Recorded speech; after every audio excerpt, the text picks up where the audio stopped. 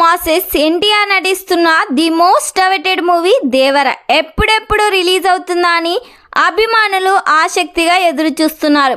ఈ సినిమాను దర్శకుడు కొరటాల శివ ప్రతిష్టాత్మకంగా తెరకెక్కిస్తుండడంతో ప్రేక్షకుల్లో భారీ అంచనాలే క్రియేట్ చేసింది.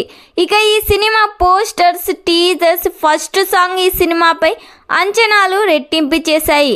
ఈ సినిమాలో బాలీవుడ్ భామ జాన్వీ కపూర్ హీరోయిన్గా నటిస్తుంది.